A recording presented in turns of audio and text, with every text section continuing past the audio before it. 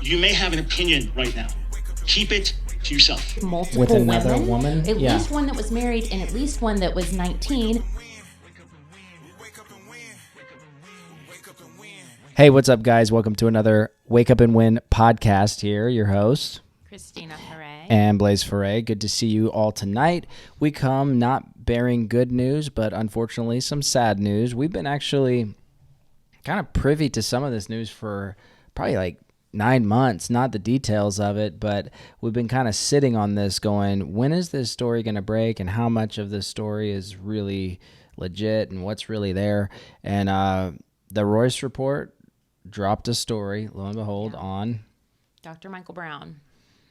Yeah. So when you saw this, what were your thoughts right away? I mean, obviously we'll go through the article. But. Well, I just think it's crazy that whenever it just goes back to IHOPKC, because whenever he came up on stage after the Mike Bickle November scandal, 5th. and he... Of 2023. Right, last year. Like, literally this time last year. He was up on stage and just gave this weird vibe. And I remember saying that in our IHOPKC podcast. I didn't even say anything bad about him other than that, like, he's telling everybody to be quiet and not talk about this. He's like silencing people and standing up there and giving like the world's worst advice. And it just seems weird to me, like something's off. Mm-hmm. That's literally, like, that's the extent of what I said. And then people came after me. They were mad. They were mad. They were more mad about that than all the Mike Bickle stuff. They were like, don't you know who Michael Brown is? Everybody's like, I like you guys' podcast. I like what you say, but be careful about what you say about Dr. Michael Brown. Also, I was like, all I said is he's being weird. I said he's being weird. I said, this is all a very strange response to a crazy scandal. That's what I said. Yeah. But anyways, but after I said that, literally the next day, somebody reached out to us. And this person was terrified. They reached out and called Blaise and would not tell them his name. Do you remember that? He was like, yes. Which I don't want to give too many details about him because I don't want to give away who he is. Oh my gosh. But he called you and he was like, is this Blaise? And then you were like. That text message. What text message? The text message I got tonight. It could be. Anyway. Oh. But let's keep moving. Anyways, he wouldn't even tell us his name, but he was like, you're onto something. He was like, you're onto something with Dr. Michael Brown. Like, pull on that thread. And we're like, who is this? And why won't you tell us your name? Like, what is going on? Yeah. And how did you get our number? Yeah. It was kind of funny. But anyways, that was the start of it. But then since then, we've gotten like steady, like weird stuff about him. Oh, yeah, for like 9 months straight. Yeah. So it's crazy to see this all play out. And it is. And you know, it really is telling because, you know, people want to talk about the discernment ministry or the discernment ministries that are like overly all about discernment and discerning. I'll just say this. It's okay to pay attention to something, a real clear sign that there might be a problem is when you've got strong allegations of impropriety or abuse coming at clergy, ministers, etc. The ones who plant their flag early on the defense of said ministers and don't have much of an ear toward the abused or those who are speaking the allegations, those are the ones that you go, maybe we should check the closet of that guy. Right. It's just kind of like, why are you so against hearing this or anyone else hearing it? It's like he's like, stay off social media. Don't read anything, basically. Oh, yeah. You know? Let's go back and listen to that first November 5th moment that really stuck out to me, because this is what went kind of nuts in my mind. The first thing I heard, like, I wasn't a huge Michael Brown fan. I mean, back in the day, he wrote the book Hyper Grace, why something about like coming against all like the radical grace preachers or whatever, which at the time a lot of people would have said I was one of those. I think I probably was in some ways, but it's interesting because his whole thing in that book was about like grace being a license to sin, and there's all these preachers that are preaching that. I'm like, first of all, I was never preaching that, and none of the preachers that he even named that I know of were preaching that. Mm-hmm. While the guy literally has I mean, as we dive into this stuff, people are going to say, I know even if you're just beginning to watch, you're going, well, show me the allegations, show me what's really there, what's really real. I'll tell you, what's in the report, it seems like it's only scratching the surface of what's there. Because we've already been reached out to by the same people again. Similar, yes. And I'm like, there is more to come on this story. Yeah. I know there is. Yeah. So this was when Mike Bickle allegations popped out, and they were scrambling. And they were like, well, let's get Dr. Brown. Get Dr. Brown here. He'll save the day. Everybody respects Dr. Brown. All the Calvinists kind of respect Dr. Brown. The cessationists sort of respect Dr. Brown. And the Charismatics all respect Dr. Brown because he's read a lot of books and it's doctor in front of his name. So literally, it's like he is the guy that you pull in if you want to mediate. And on these issues, I mean, I'm thinking, like, I've watched this guy from this point, November 5th, because I really wasn't paying much attention to this guy before that. I literally did not know who he was. But from November 5th, I'm like, okay, they're bringing in Michael Brown. I was, like, actually open. I was like, okay. But then and I don't even know if I think you questioned more than I did. I was kind of like, well. Yeah, you didn't. Michael you were Brown. just like, he probably knows best. Michael Brown knows. He knows what Daddy to do. knows best. Sorry, trigger. But for real. Okay, let's listen to what he said. Clergy abuse, and really can provide a safe haven for everyone involved. So here's my appeal. The leadership team has said that this is the first major step. When everything is done and the findings are determined, they will be released publicly. It's very important to know that. The findings of this firm will be released publicly. And that's the goal in all of this, for truth to come to light. But I want to make this request. You may have an opinion right now. Keep it to yourself. It does no good. You may want to show how prophetic you are and you're figuring it out. Grow up. It's not the time to be doing that. Okay. You may have an opinion right now. Keep it to yourself. Except for me, Dr. Michael Brown. I get to share my I'm opinion on on stage and tell everybody what to think and feel and be, but nobody else can have an opinion, and you need to grow up. Like, how condescending. If you have an opinion different than mine, then you need to grow up. Like, that was it. That was like the moment That's for what me. stuck I out was for like, you. I mean, there was more, Yeah. but that was like the beginning of it. That was the part where I was like, what is this guy doing? Going up on stage, acting like nobody's allowed to think for themselves. And then he talking about it is gossip. Condescending, like, it's so crazy. Anyways, yeah. That was the highlight right there for me too, as we talked about it. Because I think actually what stuck out to me is when he said, because when he said that, because we had already started reporting on it, and I'm going, he's basically telling us to shut up. Yeah. And I don't know if you want to say reporting on it. Well, I just mean talking about it. Yeah, whatever. talking about it. Just like commenting on the already reported stuff. Here we are, Wake Up and Win. We are I'm just here. saying, whenever you say Today's reported, update. I feel like people- Breaking news. Yeah. No, Yeah, we are not it's reporters. We're just talking. We're literally podcasting. We just started talking about it. And I think... Giving our opinions. Yeah, everything is... That Michael Brown said not to do. Yeah, exactly. We're giving our opinions. All this stuff is allegations, and allegedly all these things happen. But yes, we've heard these things about Michael Brown, and I've had people tell me, because I've dropped little moments. There's been moments where I during a podcast here or there where his name would come up, and I'd say, and I've had people message me, be like, hey, you need to be careful about Michael Brown. He's a good man. He's this, that. And I'm like, dude, I didn't even say anything. I just had my questions about his character. Yeah. And I just think that the charismatic movement kind of worships the ground that Michael Brown walks on. All the dudes and the ladies. It's just like, oh, Michael Brown, Mr. Brown, Michael Brown, he's coming in. He'll figure this out. It's like, even the beginning of what happened with Mike Bickle, he was on the line of fire on his show, always talking about things, and people would call in. And we just saw a clip from John Bastion posted that from Torn Curtains from like a year ago, or from about 8 months ago, where he was saying, yeah, there needs to be a truly independent third party, like guidepost.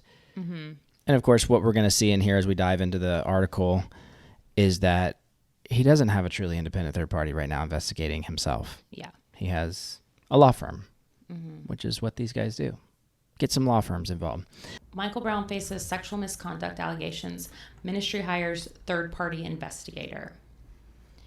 Aaron was one of millions of believers whose faith in God was so transformed by the Brownsville revival of the mid-1990s that she accepted a secretarial job at the Revival's ministry school in Pensacola, Florida.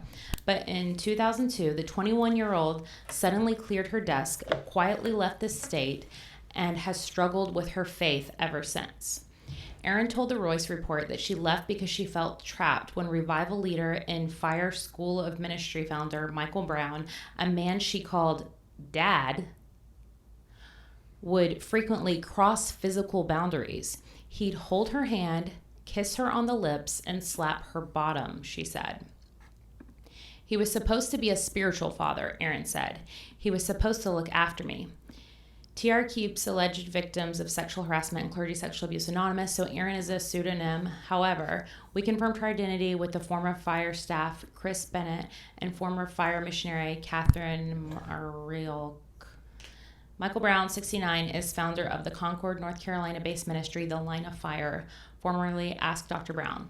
He's also a prolific author, radio host, revivalist, and Messianic Jewish leader. In recent years, he sought reforms in the prophetic movement following abuses committed by so-called Trump prophets. He also has provided accountability for high-profile Christian leaders like Todd Bentley and Mike Bickle, who've been accused of sexual misconduct. In 2017, at the beginning of the Me Too movement, Brown publicly called abusers to repent. That's interesting. Very interesting. Last month, as Tiara began reaching out to Brown for comment on this story, Brown told board members for the Line of Fire about Aaron's allegations. Board member Cindy Panpinto told TRR. Panpinto. Is that what you think? Panpinto said Brown also Panpinto. revealed an emotional connection he had with the second woman more than 20 years ago. There was no physical aspect of that, but it was a soul tie, Pan said to one of the second woman. It was something he repented of to his wife, and they both took care of it with their spouses. 2 weeks ago, the Line of Fire board hired the law firm Mitchell, Stein, Carey, and Chapman to conduct a third-party investigation. So what we've learned about third-party investigations is they're not usually done well by lawyers, because you're their client and the lawyer will be working for Dr. Michael Brown and the Line of Fire board, not for the victims. Yeah, and also with that said, that a lot of lawyers are not very privy to the reality and the new realities, meaning the current awakening or understanding of clergy SA. Mm-hmm. That's just something that they're not really paying attention to, and their job's not to be kind and gentle with the alleged victims, but their job is to take the facts, point it in a direction as best as possible, and protect their client, because in some states, clergy SA is a crime now. Right. So they don't want to point to that as about their client. So anyway, keep going. 2 weeks ago, I already did that one. Okay. Line of Fire board member Jonathan, did it say Bernice? However you want to read it. Bernice. These poor people. I say everybody's names. I'm very sorry. Said the ministry will make the firm's final report public when the investigation is complete. In a written statement to Tiara, Brown said he's in agreement with the investigation because he's shocked and horrified by the accusations, some of which he said are false statements and mischaracterizations. Brown denied ever committing adultery and said all interactions with Aaron were non-sexual but lacked judgment. Let's click on that written statement and read it because it's... Hey guys, this episode is brought to you by Wake Up and Win Insurance. We've been helping clients all over the United States with term life, whole life, universal life, and annuities for coming on 8 years now. If you're looking for a way to protect your family, life insurance is probably one of the best ways to do that, and it's not hard to get in place. Work with over 25 insurance carriers, and I can help almost anybody in any situation. There are also ways to do infinite banking concepts, which is basically life insurance with a savings account attached to it. I've got a lot of clients that really like that option. If you're interested, hit me up, link below, schedule an appointment, and I'd be happy to do a free consultation and see if I can help you out. Official statement for Roy's report from Dr. Michael Brown. In recent weeks, very serious accusations have come to me and my board concerning events from 23 years ago. Upon receiving the news, both Nancy and I were shocked and horrified by the mix of accusations, allegations, false statements, and mischaracterizations. That's why we wholeheartedly supported our board's immediate decision to launch a thorough third-party investigation. I can categorically state that in my 53 years in the Lord and more than 50 years with Nancy, I've never committed adultery or been sexually intimate with another woman, nor do the charges allege that. Yet I must ask in all humility and the fear of the Lord if an article on the Roy's report is the best way to address these allegations and accusations. Does this glorify... Yes, he is literally gaslighting everyone in his official statement. I am just shocked and horrified. Yeah. But, Dr. Michael Brown, do you really think, after a year of watching these things play out, that your response here is the right way? It's wild. Just get all religious on us. Do you think through the Roy's report this is going to glorify the Lord? It's like, come on, dude.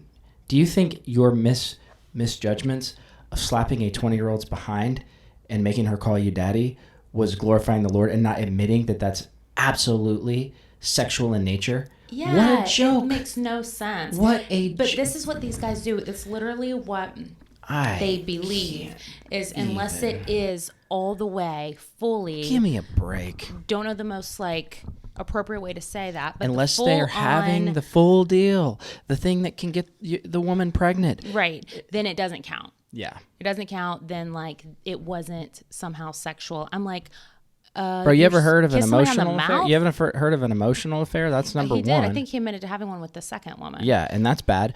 But any dude, I walk in a room, I see some man that's married kiss another woman on the lips, I'm going to immediately go, wait a second. Now, I get there's certain cultures that are, do things weird sometimes, but that would be something but if it is your culture, then you do that with everyone. Everyone, exactly. Not with a 19-year-old that's sitting on your lap that you tell them to call daddy. Dad. That's not cultural. That's disgusting. That's number one. I'll just say, he's got to come out and admit that this was sexual in nature. It was sexual in nature. What other... As we get into the article, we got to read the rest of it, but I want to read this bit, but I'm just saying because it gets good. I know. I'm just saying I want them to understand that we're not there yet. People saw her sitting on his lap. Yep. People saw them holding hands in public. Person that saw the girl sitting on his lap. And she found letters that were very sexual from another woman. So you will hear all of this in here, but anyway, but the very beginning though, he says it was not sexual in nature. Kisses on the lips, hand holding, and slapping on the behind. And that must be where he's shocked and horrified. I never slapped on the behind. He might say that. Mm-hmm. This woman knows and remembers. A woman's going to know and remember that type of thing. Anyway. All right. But yeah, I can't handle does this glorify the Lord? Does this glorify the Lord? Edify the body, bring healing and restoration? Yeah, it might to the victim bring her healing and restoration if she knows that you finally are facing the consequences for what you did to her years and years ago. Yeah. Nancy and I did have a relationship with the woman in question and considered her to be like a family member, and she conducted herself as one. Hold on. Sorry. Nancy and I did have a relationship with her. No, you had a relationship with her. Did she call Nancy mom and sit on her lap and kiss her on the mouth? Then Nancy's name doesn't need to be there. It was not a family. It was you and her. That's so weird to throw her in there. It's helpful for him to throw her in there. It's very helpful for him, but it's so weird. And a lot of his audience, 50% of them, are going to go, oh, yeah. Yeah, look, Dr. Brown. Dr. Brown. Dr. Brown, you're right, Dr. Brown. Julie Royce does not glorify the Lord. Mm-hmm. An article in her, it will not glorify the Lord. Anyway, all right. Before she relocated to another, and I'll just say the wives of men that have done these types of things off and on for years are, in my humble opinion, some of the biggest victims in these things as well. Meaning the wives have learned to either cover for it or believe the lies or be gaslit so much or or like I said initially, or they've gone along with it, which is very problematic. But some of them have been lied to the entire time as well. Mm-hmm. Does that make sense? Mm-hmm. I'm just saying Nancy's name being thrown in there. I don't know. Like, she can speak for herself, right? I don't know if she would, but let's see. Before she relocated to another state in August. He said she was a family member. Aspects of my interaction with her, although not totally non-sexual. She was not a family member. Okay, yeah. Aspects were totally non-sexual in every way, reflected a definite lack of judgment on my part. Before she relocated to another state, like, what were the interactions that were not sexual but were a lack of judgment? Like, what are you talking about? That's what I'm saying. That's what he's saying. He's saying, like, it was a lack of judgment, but it was non-sexual. What Kisses interactions? on the lips. Kisses on the mouth? That's non-sexual? Dude, so I'm 42. My oldest daughter's 7. I could have a 20-year-old daughter if we had gotten married at like 18 or 20 or whatever. I cannot imagine, like, there's no way you don't take a 20-year-old girl and say, "Oh, you're like my daughter." You are the age now. You're 42. This was when he was 45. If you had a 19-year-old girl call you dad, sit on your lap, hold hands in public, kiss goodbye in the mouth, like, there's no way Nancy knew about this. And then we're like this. Yeah. We just love her. Christina and I just love her. Christina would be like, "What? She's sitting on your lap, bro? You kissed her on the mouth?" Like, I'd have slap marks fast. It couldn't happen. It wouldn't happen. It just doesn't make any sense. It makes zero sense. But for some reason, the body of Christ lacks such judgment because we love personalities. Dr. Brown, he wrote this book I love. He's preached this sermon I love. Oh, the Brownsville Revival. God really touched me there. You know what? Who cares? Somebody else says they've been touched inappropriately, and it's been corroborated by witnesses, and this is not okay. No more of these guys. No more, like, pedestaled dudes like this. We can't do it anymore, and they're all getting outed. It's crazy. They're all getting outed left and right. Mm-hmm. Okay, reading slow, commenting a lot. Before she relocated to another state in August 2002, she informed me that our interaction months earlier made her uncomfortable. And so Nancy and I met with her immediately in the spirit of Matthew 18. I apologized to her from the heart. We talked things through together, after which, to our knowledge, everything was good between us. You know, it's like a 45-year-old man and his wife meeting with a girl that's 20, 21, and saying, I can see how over the years, like, you can shut that down in a private meeting with a husband and wife. Like, oh, no, we meant nothing by that. It's like, anyway, yeah, I meant nothing by all the kissing on the lips. And she was 20, 21 at the time. So, yeah, of course, she disappears and goes on with her life. But it has affected her in a major way ever since then. And it affected her faith in the Lord after that. It's like, what a mess. So we talked things through. Okay, everything was good between us. And in the years that followed, at least through 2015, she contacted me, sharing family updates, sending prayer requests, and checking in on Nancy and me. Naturally, we thought that everything was fine in every way. In some ways, babe, reminds me of how Mike Bickle kept tabs on all the people. On everyone, yes.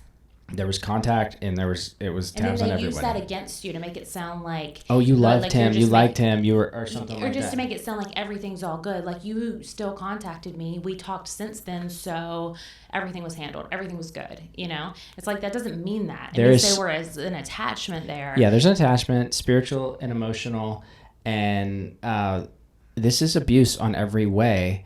Because this is a 45-year-old leader with a 21-year-old girl. And if you cannot see the power dynamic there and the way that creates this strange dynamic that this girl is going to, yes, be attached to him in an odd way over the years, there's zero blaming here. Like, you can't. Yeah. And as we get into more of the article, I'm pretty sure she was 21 when she left. Mm-hmm. I think she was 19 when it started. Jeez. Yeah. Oh, my gosh. Okay. Naturally, we thought everything was fine. How could we have known otherwise? As to allegations that I stifled those who questioned the nature of our relationship, it is because they accused me of having an affair. Of course I rebutted those ridiculous charges. At no time over the years did anyone approach me asking me or my ministry to conduct a third-party investigation. Of course not, because nobody thought that way through those years. Right. That was yeah. The fact is that my actions toward her were certainly foolish and irresponsible, but neither sexual nor amorous in any way. So you're telling me that you had these type of interactions with other people as well. Hand holding, and I don't care, because in the article he's like, I held the hand up and showed everybody that we were holding hands. Oh, she's like my daughter. Oh, so that makes it okay. So what you're doing in public right there, I'm gonna guess that you don't do anything more in private at all, and you do that with many other young ladies, and you consider that to be non-sexual in every way. Holding hands and kissing a grown woman. Let's just say it like it is. You're a 45-year-old man with hormones, holding hands and kissing a grown woman on the lips, and you're gonna say it's completely non-sexual in every way? Dude, what are you, like a priest? like it's so strange. It's just, get real, dude. All right, the fact that my actions toward her were certainly foolish and irresponsible, but neither sexual in any way, and my highest priority, as well as Nancy's, is to have the opportunity to meet together in a setting acceptable to her and bring healing, where I can take full responsibility for the things that apparently hurt her so deeply, things which I thought we addressed 23 years ago. Unfortunately, when Nancy and I learned through the Roy's report, it's minimizing and it's distancing. 23 years ago, we dealt with this, and we want to meet privately with you. It's like, give me a break. Unfortunately, when Nancy and I learned that through the Roy's report that there was an offense towards me in this woman's heart, we were not allowed to follow the mandate of Jesus in Matthew 5:23-26. This is so ridiculous. So he's literally shaming her, publicly shaming her for going to Julie Royce about it. He is saying she did not allow me the biblical process. And he is saying, like, I would want to meet her. He's like putting out there for the world. That's kind of, but that's publicly shaming her and making it sound like he's like the holier than thou. But that's the person, MO these days. Even though he's the guy that did all of this. It's just so gross to me. I just can't even believe he doesn't have enough self-awareness. After the last year. Yeah, it's like, have you learned nothing? Have you learned nothing? Ding, ding, ding. This is how you're going to respond? Yes, by she's shaming learned a nothing. victim for coming out with her story, by saying she should have came to you. She doesn't want to go to you, and she doesn't have to go to you because you are the one that did this to her. Like, it's just so ridiculous. But this is the mode. This is the mode of all these guys now. It's like we're watching the same thing in the Daystar debacle that Joni is like, well, you gave me no other option because you went to the media. So shaming her own son for going to the media. And here's this guy who thought he called himself her spiritual father and made her call him daddy, shaming her in his response for going to the media. What happened to biblical process? What happened to being faithful to your wife? What happened to not having 20-year-olds sit on your lap and kiss them on the mouth and smack their butt whenever you are a 45-year-old man leader? And what is he like of the school of this? He was like the president of the fire school ministry. Like, you're gross. You're gross. God. That's the truth.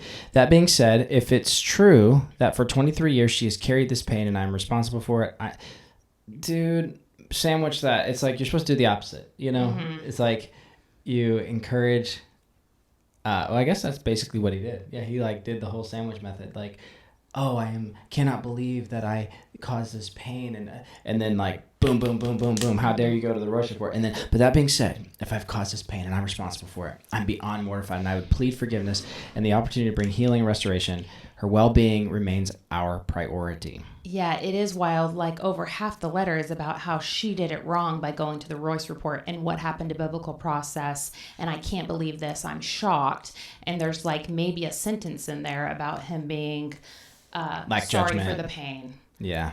Yeah. Sorry about that. This is not it. Oops, sorry about that. Sorry about that. Not it. Try again. Oh, young girl, 2 decades younger than me. Thought we dealt with the thing where I had you sit on my lap, kiss you on the mouth, and hold your hand while you were in Bible school, and told you that I was your daddy. Bro. Yeah. Oh, by the way, it was totally non-sexual. None of it was sexual in nature at all. Look, I get it. It's the same Chris Reed move. Hey, we did nothing sexual, but you touched the girl in her privates over her clothes.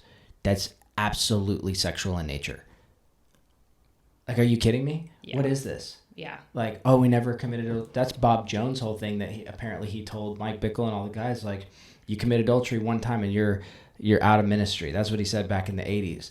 And then they started to define adultery as sexual intercourse. That's the way they defined adultery. So they could do everything else up until that point.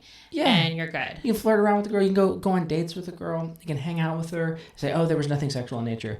Oh, just a little kissing. Nothing sexual in nature. Are you kidding me? Like, where did you guys get your, like, Paul the Apostle be flipping tables. Jesus is flipping tables. So are we. All right, let's go. In a written statement to TRR. Okay, you already did that. Okay, we read all that. I couldn't understand what I saw.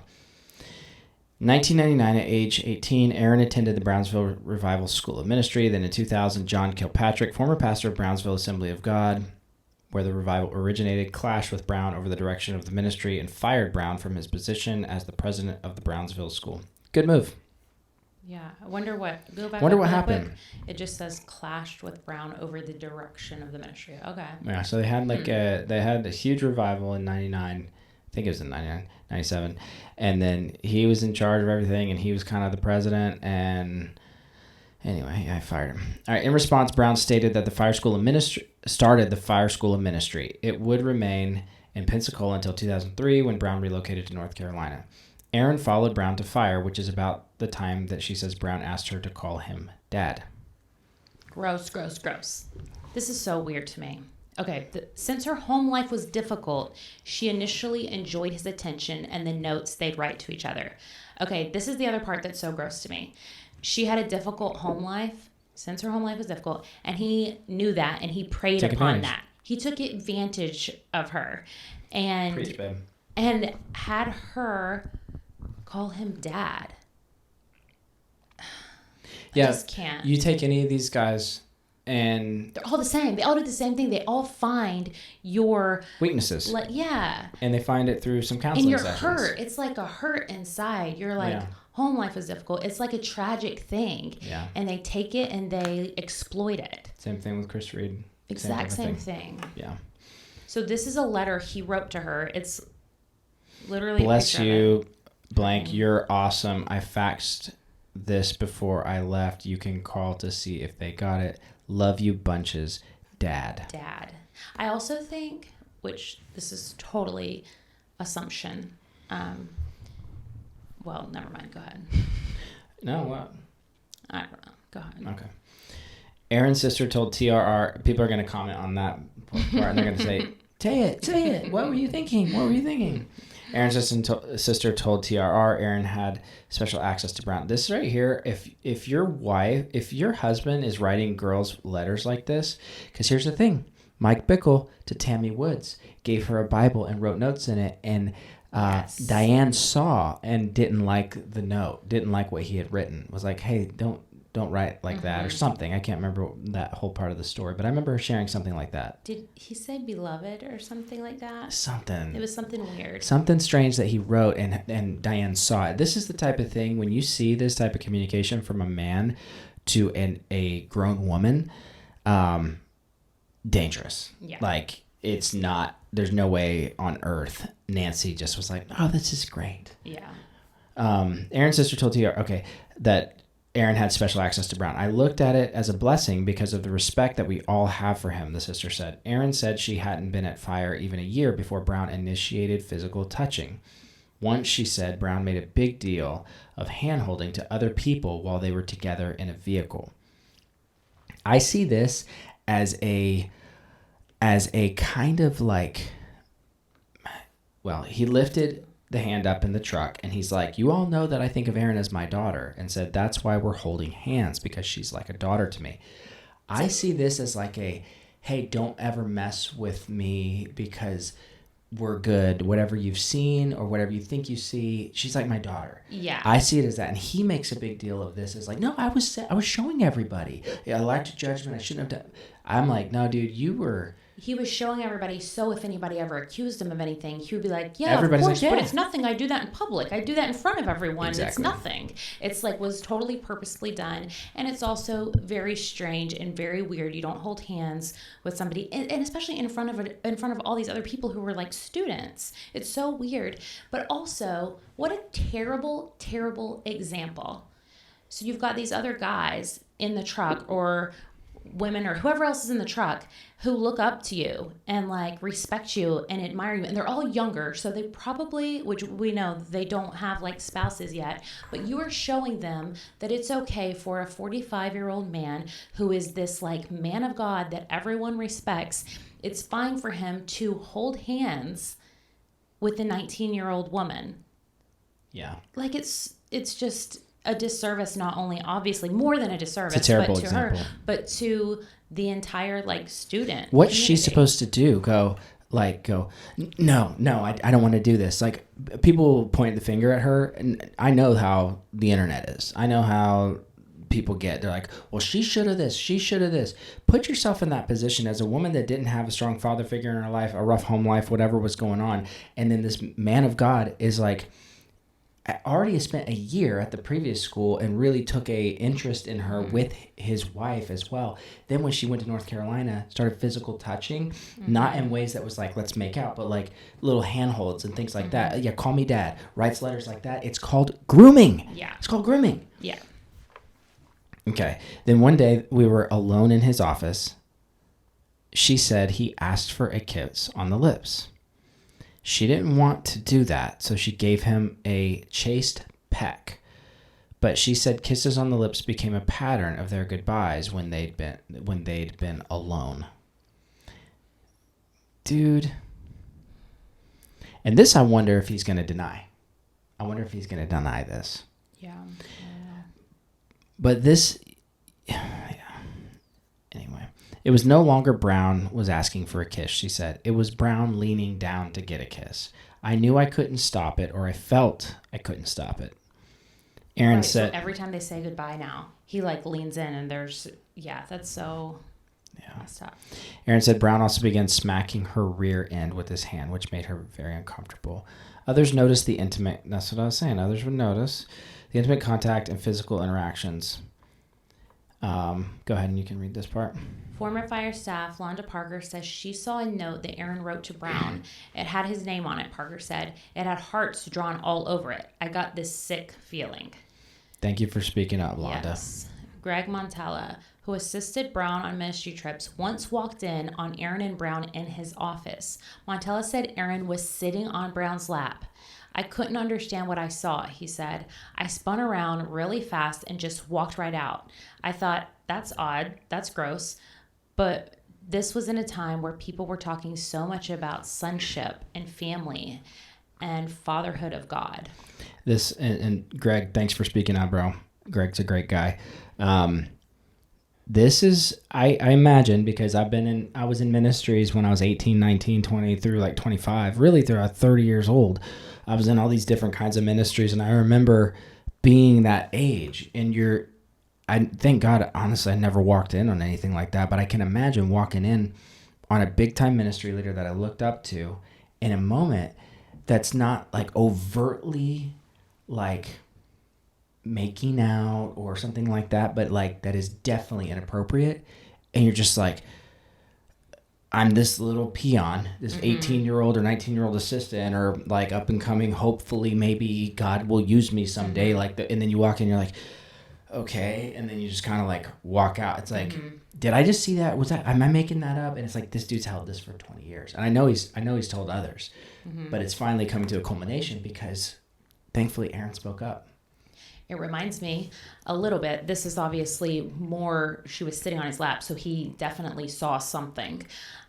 You actually told me whenever you were at IHOPKC on the night watch that you noticed that Stuart would go alone in a back room with a woman All the time. Just the two of them would go into a side room, just the two of them.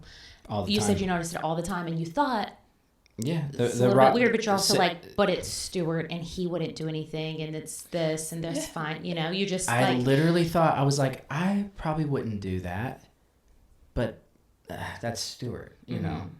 And it was the Night Watch Women Singers. It was rarely a dude. And yeah, of course, he'd go back there and meet with, like, you know, some of the dudes and stuff. Like, he called me back there, like, you know, for work meetings and stuff. But it was just like, but not that direction, actually. He didn't call me back that direction. That was the Mike Bickle direction office.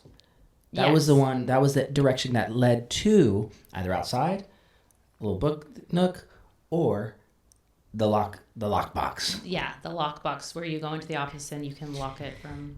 And that was like the main Night Watch leaders, like the Rogers girls, you know, Seda and Leah Morgan and you know, who knows. And I hope nothing happened, but it was all the things that you don't want to be seeing as a up and coming leader, or as a. It's like, well, I wouldn't do that, but I guess these guys know better. Yeah, they know better. It's the things you grow up as a kid, and you're just like, you see these things. I guess they know better. And then later in life, you find out, oh, I guess they didn't. Yeah. Okay, so. Okay. Catherine, a former fire missionary, told TRR she saw Aaron snuggling with Brown and sitting on Brown's lap. She said she didn't see Brown's own daughters doing the same. Exactly. Good point. He wasn't that affectionate with his own daughters, so why would he be like that with her? That's the whole thing I was thinking when I was reading this. First, I was just like, dude, I don't see dads with their 20-year-old daughters like slapping their butts, kissing them on the lips. Now, like, I get that a daughter could give a dad a peck on the lips. Like, yeah, but this wasn't his daughter. I know. No, don't totally. My point is that, but the point is that real daughters don't usually do things like this. Yes. Like, get slapped on the butt as a 20 and 21-year-old. You're like, Dad, don't ever do that to me again. Or if you are doing that as dad, it's like, that's weird. Yeah. That's freaking weird, dude. Like, stop. At some point, you gotta stop doing stuff like that. Yeah. Anyway, it's weird, but.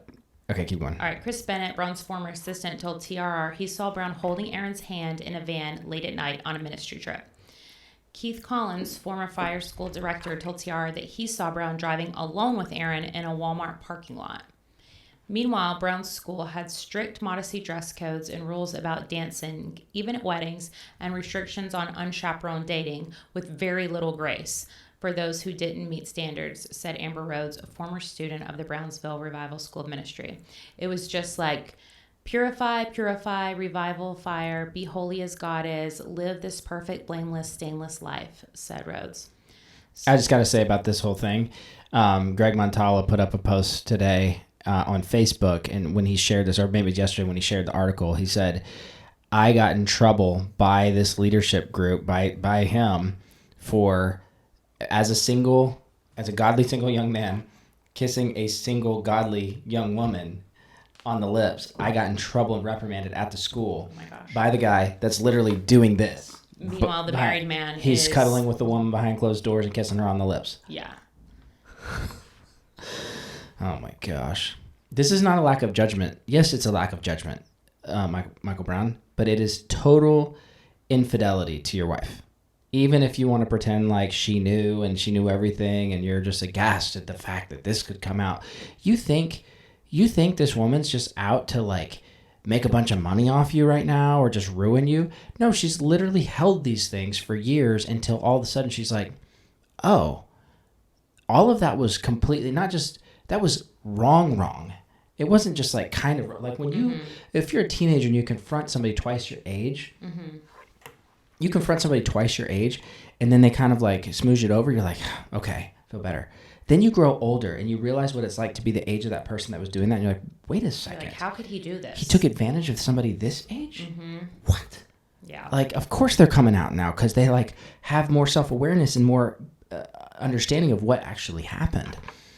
School leaders ask students to confess sexual sins at services in front of the student body for offenses as small as swimming in a pool with somebody of the opposite sex, said Carolyn Berry, another former fire staffer and longtime former friend of the Browns. They are no longer speaking due to a separate matter. Well, let's talk about that separate matter, Carolyn Berry. Where are you at? You're funny. Carolyn, no pressure. Thank you for speaking up. The Confrontations. In 2002, Bennett said he told former fire director Keith Collins, who was his boss, about the hand-holding. So Collins told TRR he and another leader confronted Brown. Collins said Brown admitted to poor judgment but explained it away as father-daughter relationship with Aaron. Collins said Brown also denied any sexual relationship and didn't disclose the butt smacking and kisses. That's what I was going to say. There's no way he's going to admit to this. Unless somebody saw it. This is what they do. They only admit to what there is actual full proof of. So if somebody saw them holding hands, he's like, okay, yes, everybody saw us holding hands. We held hands in the van, Yes. and it was just like this. If somebody saw him sitting on his lap, which maybe he'll come out with a story about how that happened, how she was just walking by, grabbing a piece of paper off his desk and fell onto his lap in the same moment that he opened the door, and that, like, he'll have something to say about it. But the things that nobody saw, which I hope somebody did see, the like, oh, Kissing actually, as we go on in the story, there is about the butt smacking. Yeah. There's somebody who heard them talking about it, her sister. So Yes. so maybe he'll that. And this is a good point for whether it's ministers, ministries, or ministers, or it's just people in your life, it's spouses, it's when allegations come, men will usually admit to as much as they've been seen doing. Mm-hmm. They kind of have to. They can't deny. Yeah. There's like a truck full of people that saw you doing that, so you can't deny it. Like, yeah. But when it comes to other things, they'll usually flat out deny until a little bit comes up more, and then they go, well, a little bit more. It's kind of like when Mike Bickle talked to Tammy Woods on the phone in December of 2023, and Tammy thought that she was the only victim. She didn't even see herself as a victim, but she thought she was the only victim from the late 70s, early 80s, basically. She thought she was the only one. Then whenever things started to come out, she was like, wait a second, you did this? And then Mike admitted, he said, well, there was one time that I kissed a worship leader for 10 seconds. And that's when Tammy's light bulbs went off. Wait a second. All these other things are true too. yeah. You are a liar. You are a good liar. And the problem is that these guys do not see themselves as liars. They see themselves as protecting their marriages, protecting their spouses from the information, protecting themselves, but they wouldn't say that, but protecting their families, protecting their ministries, but they've become good at putting the things behind them without ever having public accountability. And that's, I think that's what we're seeing here, is he thought they put this behind them 23 years ago. Leave it alone. Yeah. All right. Go ahead. All right. Bennett said Brown then rebuked Bennett for telling leaders rather than coming directly to Brown. So probably did the whole Matthew 18 thing on him. Basically, it wasn't a big deal. He hadn't done anything wrong, and Chris had done the wrong thing, Bennett recalled. In Brown's statement to TR, he said that if he chastised anyone, it was because they accused him of having an affair. Which, whatever. I mean, I guess that's also like, however you define it. Like, there is such thing as an emotional affair, and there is such thing as like any physical boundary crossed. I feel like that's an affair. It's just done, in my opinion. And this might be not popular, but like, if there is flirting with another woman from me, then that's like I've crossed the line. If you flirted with the guy, like, you've crossed the line. Now, it's not like I don't know if you say the words like, oh, I had it, like, that's kind of intense. That's the thing, they pick these words like, but yeah, you don't have to use it. It's called like being unfaithful. Yeah. It's like, but especially if there's physical boundaries crossed. Oh, I just held hands real quick. Okay, that's like that's unfaithfulness. Like, you were unfaithful to your spouse. There's no reason why you need to be holding hands with anybody else, or cuddling with somebody else, or slapping them on the butt, or kissing them on the lips and say, well, that wasn't sexual in nature. They're like a daughter. It's a great way to prepare and groom somebody to be in your family, knowing what you're planning to do eventually. Yeah. Makes me wonder if he had done this with anybody else. However, Bennett told TR he never accused Brown of having an affair. Interesting. Robert Gladstone, one of the former fire leaders, told TR he also learned about the hand-holding. So he confronted Brown in a series of emails, which Gladstone said were on an old computer and no longer accessible. But Gladstone said he wasn't included in any meetings, and Brown didn't mention the butt smacking and kissing. I trusted what I was told, that they were non-romantic incidents, though unwise, Gladstone said. Now, looking back, I realize I was really left on the periphery. Periphery. It's like the outside edge, basically. I know what peripheral is. It's like the edge, like periphery of the sandwich, the crust. I know what peripheral vision is. Just a hard word to say, okay? Okay. Yeah, so it's like I trusted what I was told, that they were non-romantic incidents, though unwise. See, the thing about Dr. Brown is he has a gift from God to use his mouth to talk. He has a gift to talk a lot and to convince people. And the reason I'm saying that is because some people might say, I don't like his talking. Well, a lot of the body of Christ does, frankly. They all are like, Dr. Brown's here. He'll fix it. He'll say it. He can wrangle his way through words to get people to believe all this stuff. And so he gets these guys to sit down and goes, guys, totally non-romantic incidents, though very unwise. I lacked judgment. I lacked judgment. I was very unwise in the way I interacted. But no talk of the butt smacking. Not only that, but the exact same thing that he did in his letter is apparently what he was doing however long ago, this was 20 years ago, to say like, how dare you not come to me? Mm-hmm. How dare you go to leadership? Like this person saw something and they went to leadership and he's like, how dare you go to leadership instead of come to me? Yeah.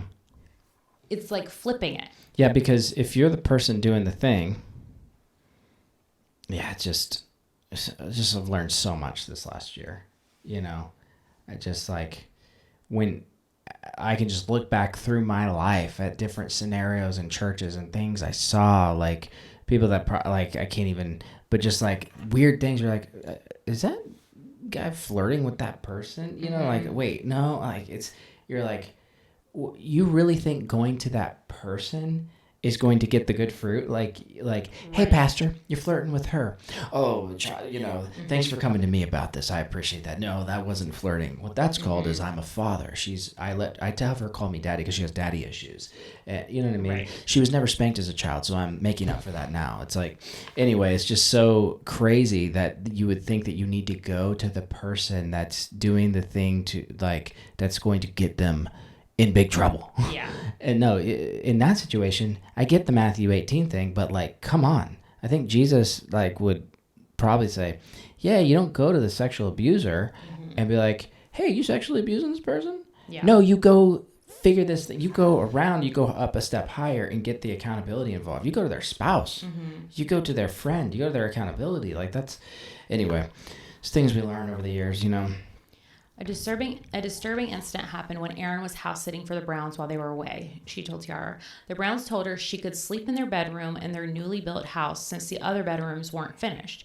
Erin said she would often leave short, encouraging notes in Brown's Bible, desk drawers, or coat pockets, and sometimes he'd write a note for her in return. Even that's obviously romantic. Obviously romantic. You're not leaving notes in anybody else's Bible. And he groomed her for that. Yes. He liked it. Yeah. I'm not blaming her. I'm just saying that it is a romantic relationship. For sure. So she opened the drawer of his nightstand to hide a note. Yeah, to hide a note for him when his handwriting on a yellow legal pad caught her eye. His handwriting on a His handwriting, is that what I said? Yeah. But she said Brown's words described an inappropriate situation Brown had with a married woman associated with the Brownsville school. So this is odd. Okay. I just want to break this down because you and I have talked about this a couple of times and I feel like we're trying to grasp the situation here. She's sleeping in their room because she's house sitting. She reaches into the drawer to put a note there and there is a note already there that he wrote, but it's clearly to himself. Because not like he's writing this to somebody else. She said Brown's word described an inappropriate situation Brown had with a married woman associated with Brownville School.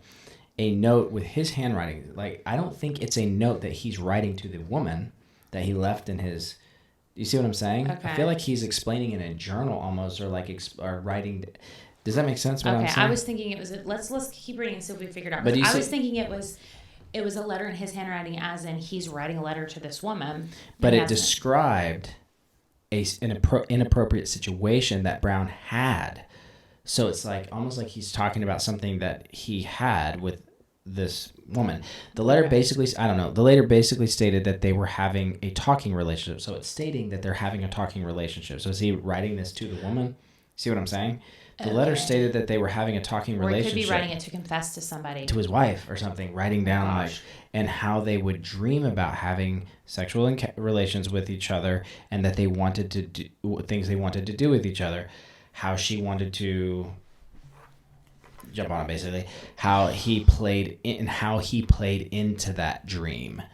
Okay. Aaron said. So he's basically writing a confession or a, does that make sense? Yeah. Or like a note. So either way, it was in his handwriting. He wrote it. So this is him admitting, like, I'm in a emotional relationship with somebody that's also talking about. who is talking about this, which I could be wrong about this. Okay. I have a hard time believing you can say something so graphic to somebody and have never kissed them or anything.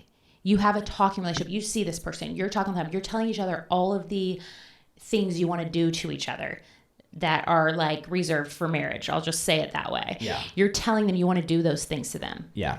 You think you can say those things to somebody or write those things to somebody without have ever done anything with them at all? I find that very hard to believe, but I could be wrong. Somebody that you see regularly that's in the... It's in the church, in the ministry. Yeah. Like, and I mean, I'm you're not talking, saying it's impossible. and you're talking. I'm just Where saying, are they talking? On the I don't know phone? if I believe there was no... Yeah. And either way... Either way, it's It gross. takes it to a different level. The whole idea of like, oh, it was an emotional affair. Okay. This one's not a father-daughter relationship. That's for sure. Clearly. And secondly, if it was an emotional affair, what are you talking about? You're talking about... Now you get into the place of talking about physical interactions. You're literally talking about this with another person. Like, that takes you... So then... And this is why she freaks out, because she's like, wait a second. He's talking to another woman like this about these things. That's not his wife. What am I doing? I'm writing him little notes. He's writing me little notes. He's saying, love you. He slaps me on the butt. He kissed me on the mouth, like, every time he leaves me when we're privately together. What is he preparing me for? Is he dreaming of this stuff with me? Like, I think that's what starts to roll in her head, and she's rightfully freaks out. Yeah. Okay, previously she said she assumed the interactions she'd had with Brown, which sometimes felt off, were what a healthy father-daughter relationship should be. Then this is sad, because she doesn't have that. So Right. she just assumes, I guess that's like what my friends have that have healthy dad relationships. They like come home, sit on their dad's lap and cuddle. Because of course, if that was missing as a little girl, You're like, always, like, longing you for want that. that, and that's understandable. It's very sad, actually. It's actually heartbreaking. Yeah. Thank you, Aaron, for sharing your story. We just appreciate you. No one ever has to know your name. You never have to come out further. We just appreciate that you did this. It means a lot to the body of Christ. So thank you so much for sharing your story. Yes. Keep going. But reading that note made her see the interaction in a new light. It was the realization that what was happening between us was wrong. Even though when it would happen, I would know it was wrong. I didn't know it was wrong, Aaron said. When I found the note, I was like, this is wrong. Everything's wrong. And I feel like it happens like that so many times where it's like you feel something inside, you like know something's off, you know something's wrong, but you can't like put your finger on it, and you just don't want to like believe it too until it's like the once you see it, you can't unsee it. So she probably all of a sudden was like, this, she said, this is wrong, everything's wrong. And she's like, oh gosh. In 13 states plus the District of Columbia, adult clergy sexual abuse in which clergy engage in sexual interactions with people in their care is against the law and is not considered consensual. ACSA expert David Puller says offenders will often create a culture where physical touching is accepted and break down physical boundaries gradually during a grooming period. He said they'll also exploit human needs for connection so that victims will try to protect the offender out of love. Sounds like exactly what happened here. Yeah. Florida does not criminalize ACSA. However, the Federal Civil Rights Act protects workers against sexual harassment in the workplace. Erin was conflicted about what to do. She said she thought about reporting this to someone at Fire, but she didn't think others would believe her word against Brown's. Also, she said she didn't want to leave her job, and she still cared for Brown as a father figure. That's the whole thing right there. Yeah, she was attached to him. She led him to that place. He led her to that place of attachment and emotional attachment. And yeah. It's the type of thing that if he hadn't been married, he would have probably tried to pull her closer and closer and closer. You know what I mean? My point is that there was definitely romantic 100% vibes happening. 100%. And he not only did he try to groom her, but he tried to groom that entire community to think that was normal, so that everyone would be like okay with him doing it. Yeah. Soon after, Aaron said Brown chastised her for frequently sitting at church with a young man and going to lunch with him, telling her the one-on-one time didn't look good. My gosh. Bro, you gonna say what look good? He's so self-righteous. It's ridiculous. We're done. We're done with this. Like, charismatic movement, we're done. He already got kicked off the board of a church, of Radiant Church today. I don't know what else is coming down the pipe, but I would just say if there's anybody else that has a story that they saw about this man or something that happened to you, I would say come to a trusted source. And I mean, Julie Royce in the Royce Report handles victim stories very well. She assumed Brown was trying to keep the school's strict expectations about under chaperoned time with someone spent with some of the opposite sex, but the young man was just a friend. In response, Erin said that she confronted Brown about the letter. So she brought it up. She said Brown told her that his wife was aware of the letter. It doesn't matter. I don't care if she was aware of okay, and the matter between him and the other woman was over. Erin said he then apologized to her and said she could represent the student body by receiving the apology for everyone. And Erin probably believed it because this is how spiritual manipulation, prophetic manipulation, spiritual abuse works. That's how it works. You have this knowledge as part of the student body. I'm going to confess this to you, and you'll forgive me on behalf of the student body, and I will be cleared of my wrongdoings. It's kind of like Mike Bickle. In 2004 or 7, he got up and said, "The Lord has shown me that all previous past, I can't remember what it was, like sins or things that have disqualified you from ministry can be we're in a time of complete erasing. And from this point forward, if you'll choose, then God will now basically doing that on stage for himself, making things up." Just making things up because you're prophetic, because you say you're prophetic. You just make stuff up.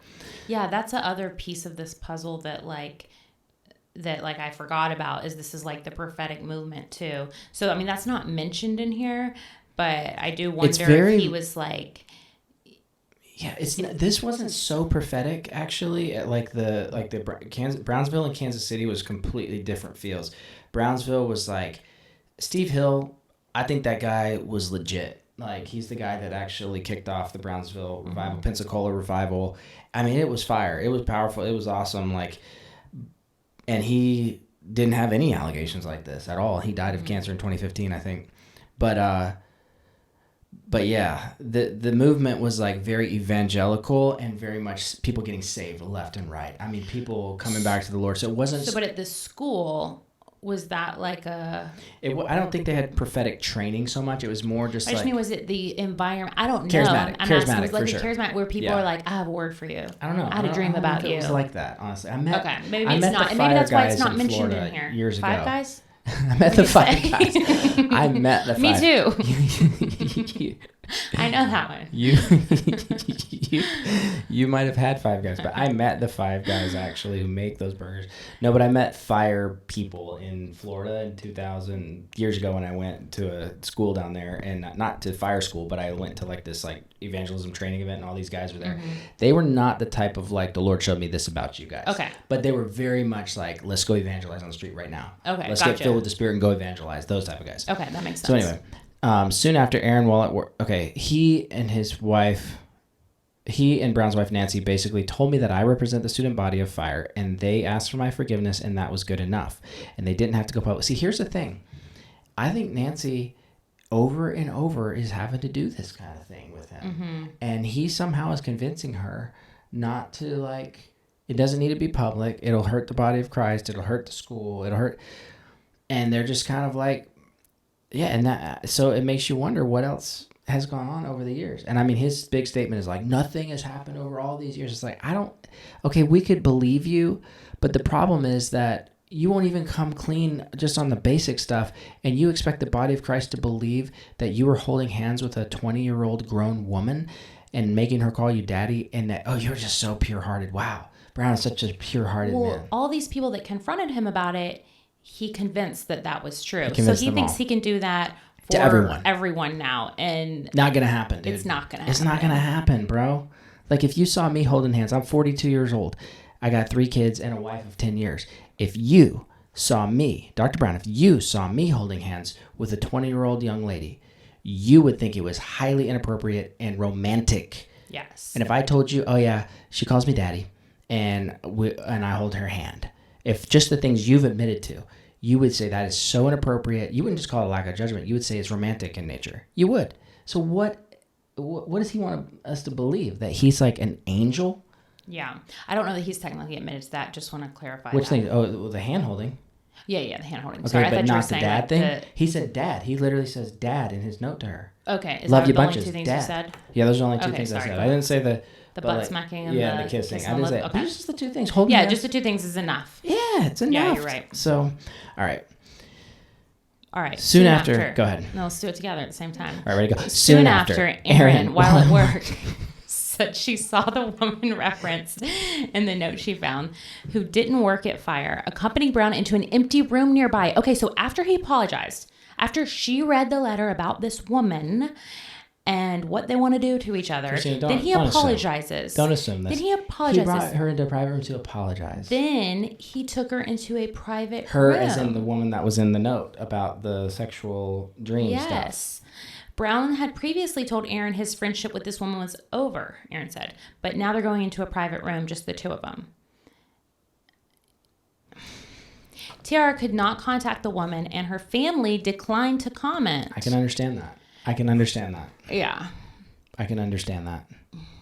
Meanwhile, Erin's sister overheard Erin telling Brown over the phone. Are you going to say something? I just know of these type of situations where women, years later, when they're contacted about this kind of stuff, even if it's like a big name preacher or somebody that's net worth is high, they're like, I don't want to be part of it. Of course she doesn't. Do you want to know talk about it. why? She was married at the time too, so of course she doesn't want to talk about it. I don't blame her. I don't blame her at all. I don't blame her family at all, because it's like, yeah, there's so much shame involved in all of it, and you're just wanting to put it behind you, and you want to run from that. You're like, I don't. That guy like manipulated me. He was the spiritual leader of this woman. Mm-hmm. Manipulated her, let her seduce her, whatever the words you want to use.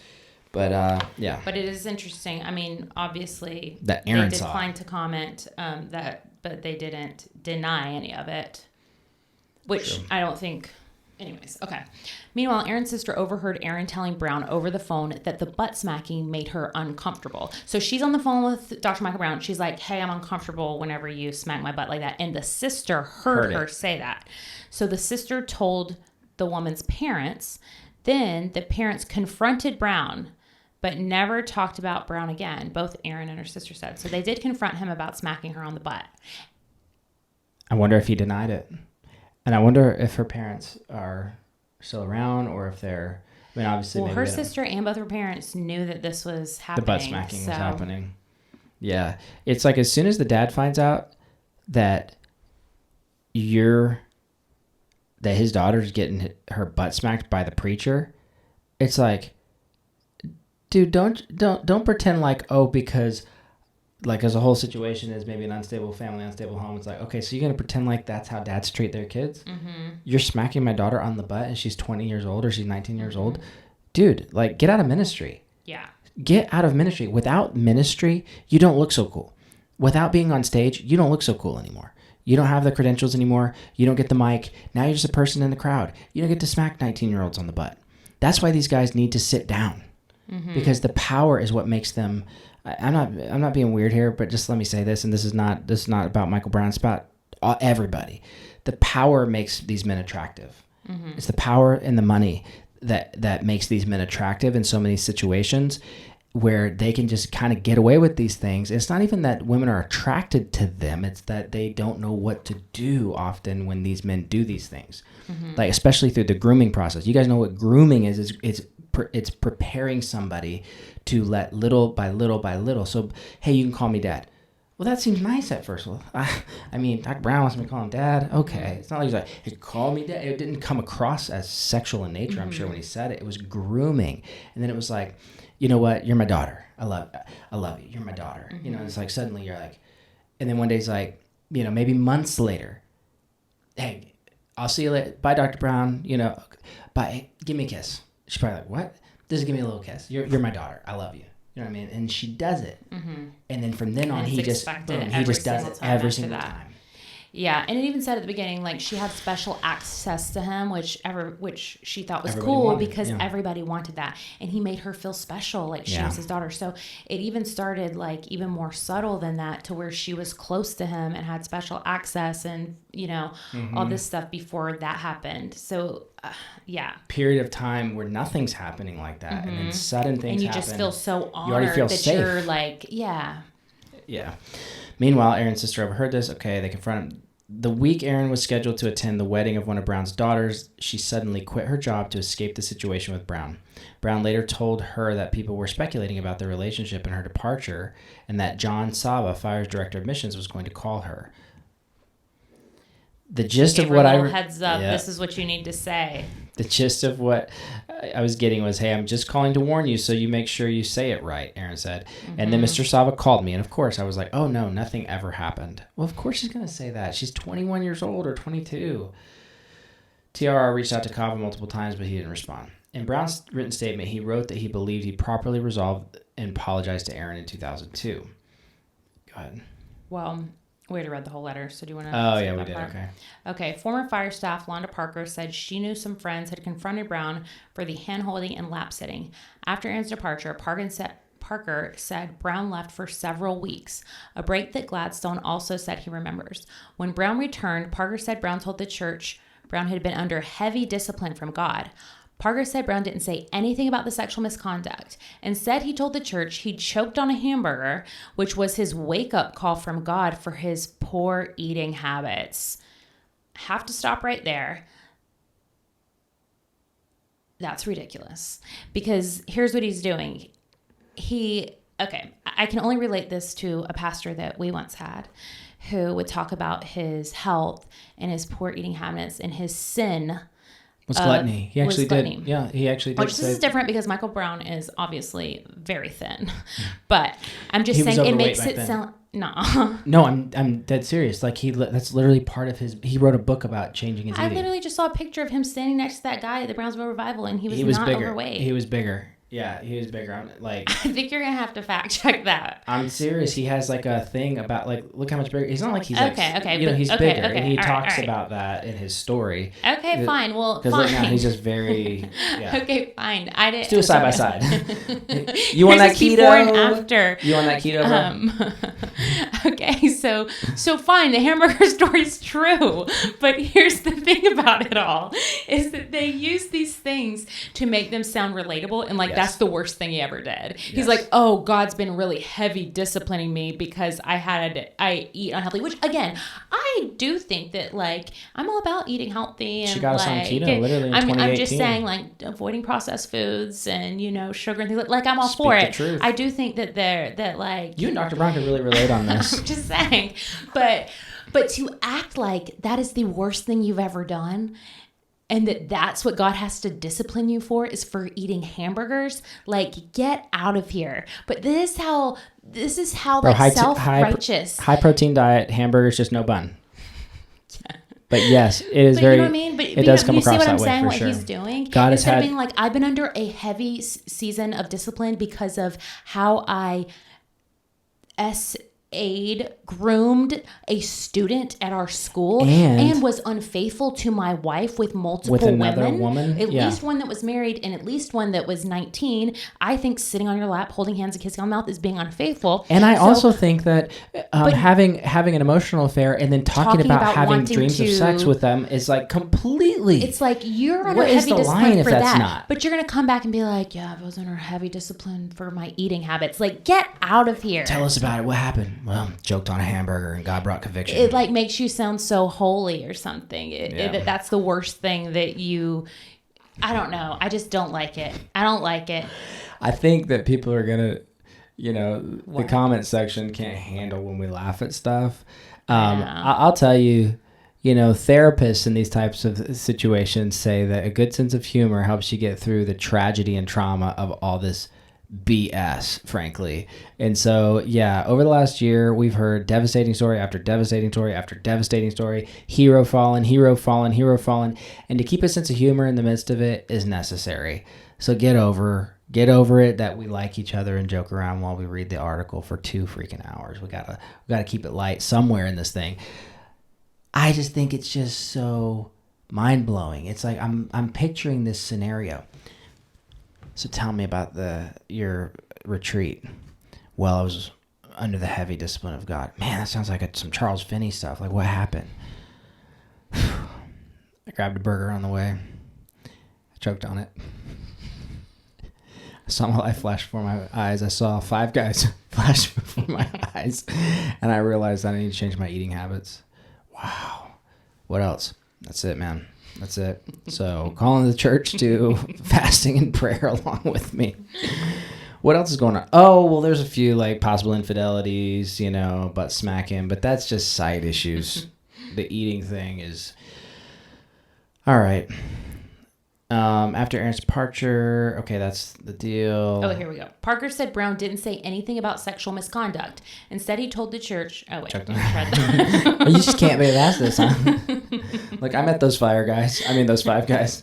Soon after, Parker said Brown met with Parker and told her that the accusations of handling and hand-holding and lap-sitting were an attack from Satan.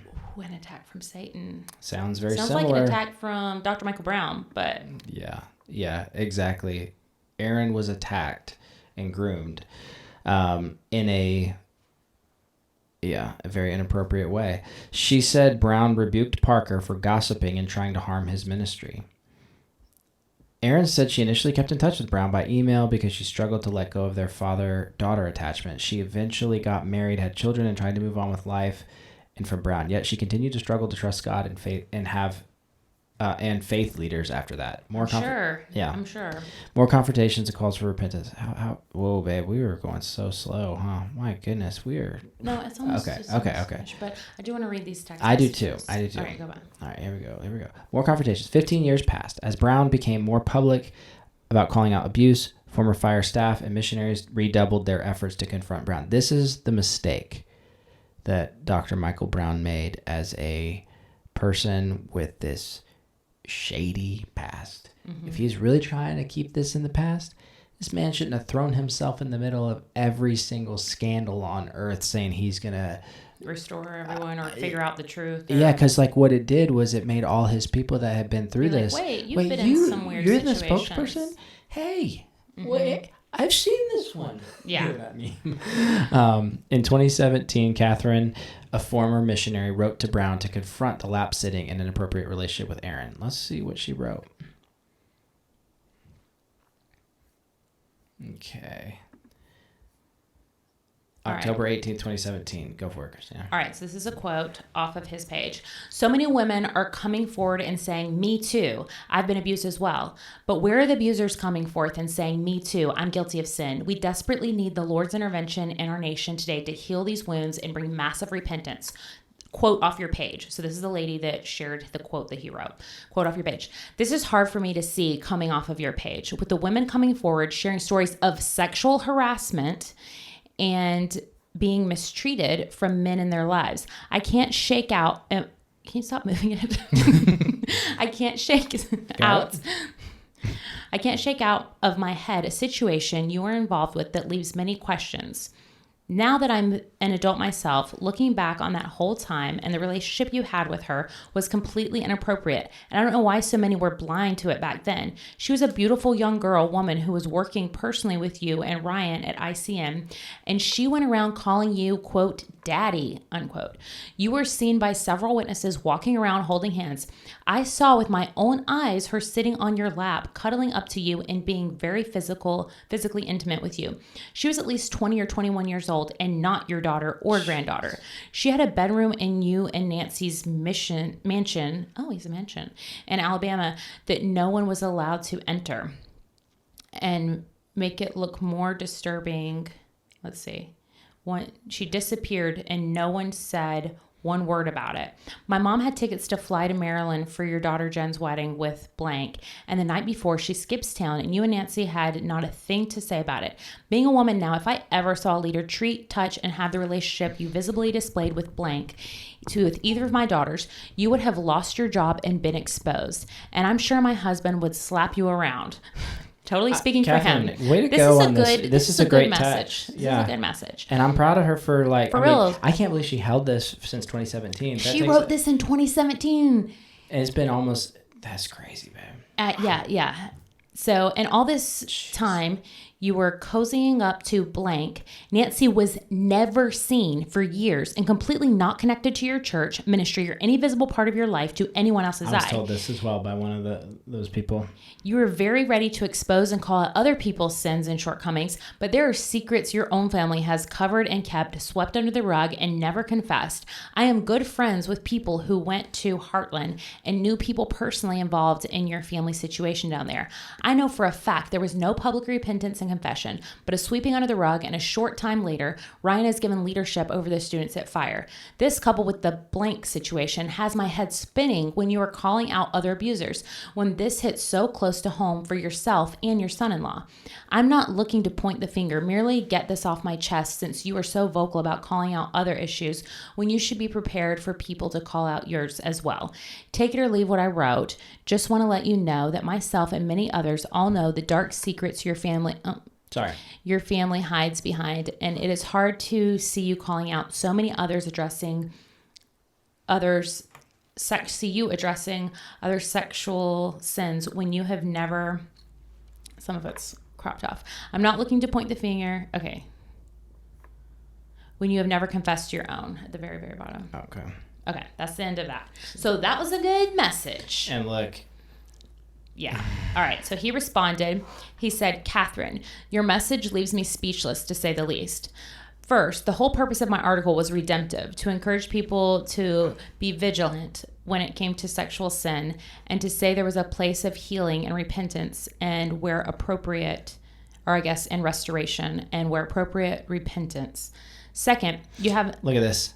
Massive. Look at what he does first. All right. Second, you haven't the slightest clue the health issues Nancy fought through, and your words are worse than ugly. Do you really want to stand by what you wrote without knowing more? Okay, I have to stop there. First of all, she didn't say anything bad about Nancy. What she was saying was about him. She was saying you didn't bring your wife around. Your wife wasn't involved. You were hanging around this 20-year-old, and your wife was nowhere to be found. She was not dissing Nancy at all. This is how these guys flip it with things on their wives. Oh, you are disrespecting my wife. How dare you talk about You Nancy. are talking about my wife. She had health issues. No, you're saying she wasn't around while you were cuddling up to women. I'd like to talk to Nancy about it. By the way, this doesn't make Catherine look bad that she brought up Nancy. It makes you look worse that Nancy was having health issues and you're over here cuddling up to a 20-year-old. You're disgusting. And try to, again, blame Catherine, like completely flip it, make Catherine feel bad for mentioning Nancy not being around. It's like not even addressing. She wrote this entire long thing, and the first thing he wants to say, or the second thing he wants to say, is, "How dare you?" He'll address this stuff, but he likes your words are worse than ugly. It's the same way your of actions are worse than ugly.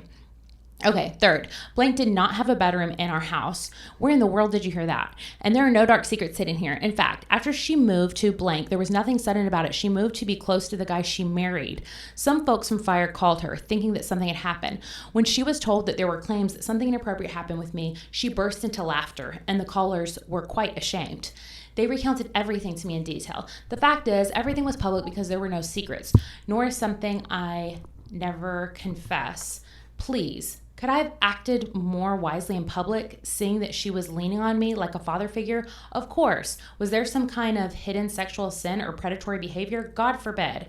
I'm actually glad you wrote to me so this can finally be put to rest. But please, be more careful before launching these kinds of accusations, along with some hidden insults in which I won't reply. And my email to you is 100% confidential. One last thing, re Heartland. Steve Hill informed everyone Ryan worked with about what happened with him. So there were no secrets, and the leaders at Fire were fully aware as well. He humbled himself and went through a full and thorough restoration, and the Lord has used him mightily. Mercy and redemption are very beautiful things, and I point you in that direction since every one of us lives by mercy and grace. Catherine. There's no need to write back, but I just reread what I sent to you, and I realized there were a lot of typos. Hope everything was clear nonetheless. I was just so shocked by your email that I wrote back before proofreading. It's not an email. He called all the fishing messages email. That's okay. It's just it's fun. And to be perfectly clear, at Heartland, Ryan did exactly what Steve Hill asked him to. In fact, Steve met with every student in the school and all the staff and announced to them what happened, and then told them how God was going to restore and use Ryan in the future. And he really honored the Lord and Megan and his leaders in his repentance and restoration, taking menial jobs and working hard to support his family and doing no ministry for many months. Wow, many months, until things were in order. I really hope you Some can of these be guys glad need to take some years. I really hope that you can be glad that the Lord preserved him and his marriage. And again, for me to be so friendly to blank was totally stupid. But what you saw was what happened, and it was in broad daylight, in public for that reason. So of course, I would never let someone outside my own family cling to me like that. I totally agree with you. But there was nothing secret going on behind closed doors. That's why I was so shocked to read what you wrote. And as for Nancy, while she went through living hell because of some serious health issues, also losing some immediate family members, not to mention the trauma of the split, she was by my side the entire time and totally involved with the ministry together with me. Anyways, that's our recent history, meaning without... I know that our recent history, meaning with you and me and your family, has not been good in recent years. But since you wrote, I thought it was important that I wrote you back. So again, this is just for your eyes. But if you run into someone who believed or heard some of the false things you related in your email to me, you can set the record straight. And if you doubt the truth of anything I'm saying to you, ask the Lord to show you, okay? And one final point. Whenever I teach about sexual immorality, I always start with, it could happen to me or to you. And there I go, but by the grace of God. I'm the last one to throw stones at others, knowing that we all stand by grace. I will say he's the last one to throw stones at people who have committed clergy sexual misconduct, but he is the first person to throw stones at people talking about it. That's a great point. I think she might have written more. But No, that was the end. Oh, really? Yep, Okay. that was the end. 15. Yeah, I can understand why she wouldn't respond to that. She's like, whatever, dude. Okay, cool. I'll set the record straight. Yeah. 15 years passes. Brown became more public about calling out abuse, former fire staff, a missionary. Okay. Hey guys, this episode is brought to you by Wake Up and Win Insurance. We've been helping clients all over the United States with term life, whole life, universal life, and annuities for coming on 8 years now.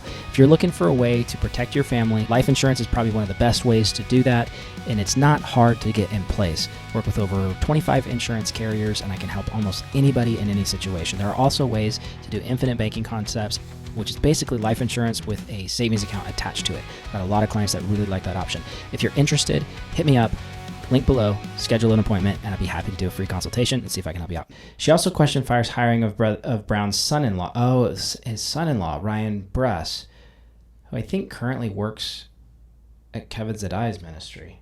Oh, really? This guy does. I only know because I've seen his face on some videos. Seems like a lot of interesting people work with him.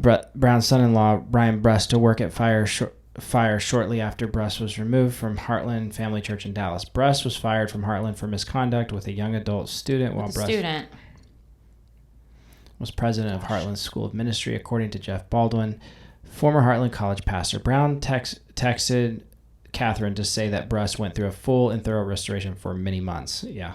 Before Fire hired him. Josh Peters, president of Fire International, told TRR in an email that Fire leaders decided to hire Bruss, not at Brown's behest, to work in administration a year after Bruss's departure from Heartland. Peters added that Fire leaders didn't tell staff or students about Bruss's past, saying such disclosure isn't biblical. See, real quick, this is the thing that happened with Chris Reed, too.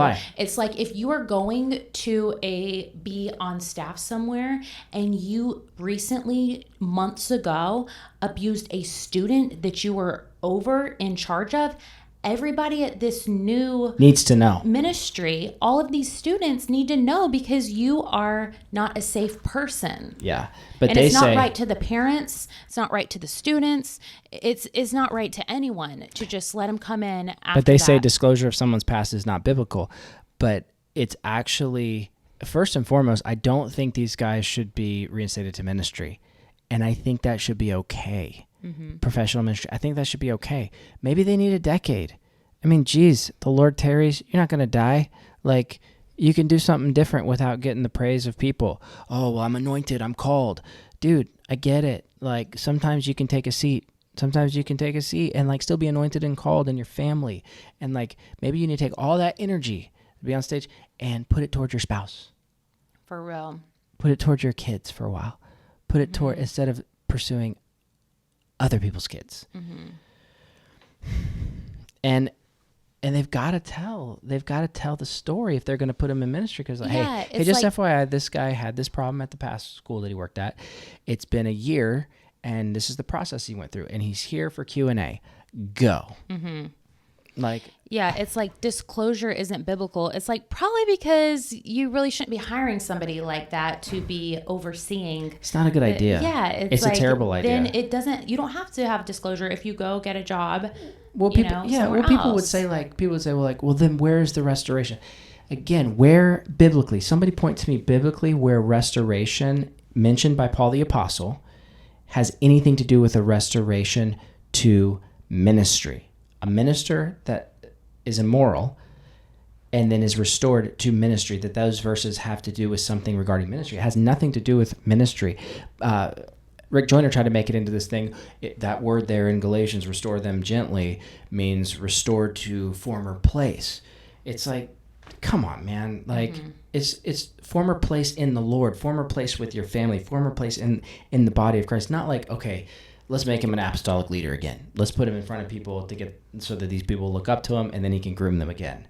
It's like, come on, there's got to be a spirit of wisdom on this stuff, because we see it over and over and over. Repeat offenders consistently, repeatedly are repeat offenders. Yeah. Like, okay, we would not use the term sexual misconduct, but rather marital unfaithfulness. Peters wrote, he came with his family to make a new start in a new state. Yeah, that's what they do. They leave the state, go to a new state, make a new start, and they don't tell the story. Also, I want to point out that they wouldn't call it sexual misconduct, but rather marital unfaithfulness, because even though it was a student that he was over and there was a power dynamic there, they still will refuse to call it sexual misconduct because they want it to make it like that both parties were equally consensual.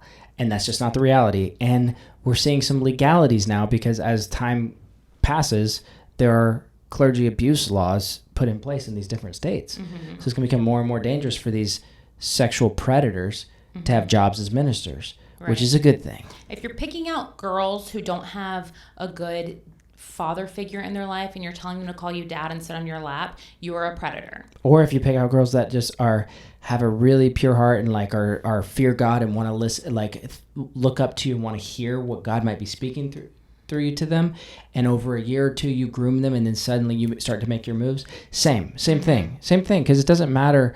Like, it mostly happens with vulnerable people, but a lot of times vulnerability can actually just be because they're really humble and really teachable and they just really trusting. So we would not use the term, he came with his family, started a new start. He would fully repentant and going through a carefully supervised restoration of many months, apparently. It would not be our policy with anyone in that situation to inform all the staff about a pastoral marital failure, nor do we see that as biblical. What do you mean biblical? Where do you see it as not biblical? Like, Paul the Apostle literally called out a man for having marital unfaithfulness in the book of Corinthians. He called him out to the entire church. Literally called him out to the entire church. And then they restored him. But the whole church knew what he had done. So if he went on to another one, they probably needed to know too. That letter was going to become canonized. They would have found out. All right. So this whole thing is, nor do we see that as biblical, is just that is totally a moot point. Like, they know that theologically. It's like, come on, dude, just study the Bible. You're not going to find these situations confronted in the Bible that say, if the pastor does this, then you go tell the new church where the pastor tries to get a second job. That's not addressed, probably because Paul was like, that shouldn't even be a thing, dude. Bruss also sometimes filled in for Brown at Fire School of Ministry. Brown wrote in a foreword of Bruss's book, Carrying the Presence. Meanwhile, Baldwin said the effect of Bruss's misconduct on Heartland Ministry School was devastating. It really did ruin the school. Baldwin said it was never the same after that because the students put their trust in their leader. Yeah, that's how people lose their faith. Not because Wake Up and Win talks about it on their podcast, people lose faith. No, it's because these people are allowed to stay in positions of power, and because the church is always silenced. You're not allowed to talk about it, or it's called gossip. Then new people that are predators become predators and become pastors. And this has to stop now. And guess what? It's going to, because we're talking about it. Not just us, but across the airwaves. It's being talked about. So the gatekeepers will now be people that decide that we're going to vet people for these issues. All right. So look, it says he's a pastor now at Antioch Community Fellowship in Charlotte. So I don't know if that is Kevin Zay or if maybe he does both. I don't know. TRR reached out to Bruss for comment, but he didn't respond. Maybe I've just seen him on like a Christian TV show or something, or I've seen him at maybe Kevin seen him on Zadai's. Daystar. Could be, yeah. In 2020, he didn't respond to comment. In 2020, Chris Bennett, Brown's former assistant, saw a social media post Brown made condemning Todd Bentley's sexual misconduct. Bennett said his memory of Brown holding Aaron's hand in the van late at night in 2002 had been eating at him for the past couple of years. So Bennett contacted Aaron to ask for more details about her relationship with Brown. Aaron decided to trust Bennett and told Bennett about the kisses, butt slapping, and Brown's letter to the other woman. At that point, it was the first time I went, you know what? I'm done hiding it. So this is the contact in 2020 from a student that was in the school at the same time as Aaron. And here's the long thing. Do we want to read this whole thing? Because she basically admits to everything to the student. It's like the first time she'd ever admitted anything. Let's read it. Hey, it's been a long time, but I wanted to reach out about your time at Fire and your relationship to Mike Brown. When Fire was in Pensacola, I witnessed you and him holding hands in his car when we drove back from a ministry trip with blank and blank. I later mentioned this to blank, and he and some other leaders confronted Mike Brown about this. I would not be surprised if after that confrontation is when Mike Brown later held up the hand and said, see, you all know that I see her as a daughter, to try to like smooth it over to the whole community because he had been confronted. He knew people were talking about it. Yeah. I don't know all the details, but I know you left Fire abruptly around that time. What happened to make you leave? I'm asking because all this is coming back to me later, and I'm trying to process my time at Fire. I would never mention you or this to anyone publicly since you have a family and another life at this point, but I'm trying to work through some things in my own head and need a little help doing so. I hope that makes sense. You want to read that? Sure. Hey, Chris, it has been a long time. The relationship we had at first, I felt as a father-daughter, but that was not how it ended. Nothing sexual happened, but it was not what a married man and single female should ever have. I left on my own accord and have no contact in about 11 to 12 years. I didn't want to be there any longer and knew I had to leave. Mr. Blank called me after I left and asked me questions along with Mrs. Blank. I believe that is her name. Blank has contacted me as well this past year asking what happened. I hope this helps. You're the first person I've ever really let know why. I let others know that there was an inappropriate relationship that occurred, and I decided... I think he's saying that occurred. Oh. Okay. And I decided to leave, but never said with who. You and I were friends during our time in Pensacola, so I feel I owe you the entire truth. It's hard to think about because I feel betrayed, but also shameful. Yeah. That's real. Yeah. I know I was wrong. I left the God after I left, and over the years have tried to come back to him. So literally it caused her to fall away. Mm-hmm. But they act like exposing this. They all act like people who expose this are causing like people to fall away from the faith. But it's actually the men of God that take advantage of young women and call them their fathers, their daddies, and treat them like this. And then say, oh, we apologize to you privately on behalf of, like you represent the whole school. Thank you for your forgiveness. Oh, did I hurt you? I'm so sorry. And literally you cause this confusion in their lives. But when the exposure hits, what happens is these women and many others that were confused, like this guy, he's confused. He's like, I saw this. Yeah. What do we do with this? But when the exposure hits, it reminds me of Isaiah, I think 26. It says, when your judgments are on the earth, the people will know righteousness.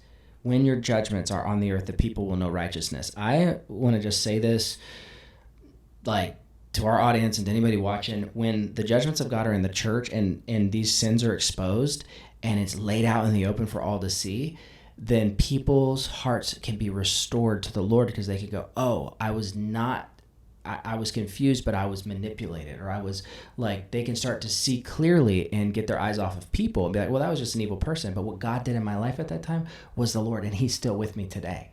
Like the exposure can bring healing. It can bring hope. I left God for many years. Now I'm trying to come back to him. It is nowhere. There's just some type of where I know it needs to be. I'm so sorry. I'm trying to put together words, but there are none for being treated that way. I was rebuked for doing the wrong thing, but I didn't know any better being a young man with no wife. And then this is Chris Bennett. We're going to be talking to Chris Bennett, I think. Oh, yeah? Yeah, I think we're going to be talking to Chris Bennett. It is not your fault at all, Chris. Please do not apologize for the wrongdoing that was done. I see now how some did wrong to all of those that were just trying to find and follow the Lord. I have read on the Fire Grad Facebook page those that were hurt. It breaks my heart because I know it is true, but others never saw it and have no idea what it is like. I am sorry. You go ahead. Thank you. I still don't know what to say, but thank you for feeling you could be open with me. Did you move out of Pensacola right away? You keep going. I didn't know if you wanted to trade places and you do one or maybe the other. No, Chris, I hope it helped you to be able to heal and understand things better. Yes, I left, I think a week after I left Fire. I moved back to blank where I was raised. I married my husband and have blank. My husband actually lived in Pensacola the same time I did, but we didn't meet there. We met in blank. We have a vacation house in Pensacola and go back every few years to enjoy the beach and for him to visit his family and friends. That's cool and ironic. I want to ask you, but you don't have to get into it if you don't want to. Did you guys have other inappropriate contact besides the hands? I'm trying to process and understand, but if it's too much for you to talk about, I fully understand. He did. I never did. This is private conversation years ago where she's admitting to this random friend. She said, he did. I never did. He would hit my butt as I would walk by, but that was it. He would kiss the top of my head at first, then it would be the cheek. That was it.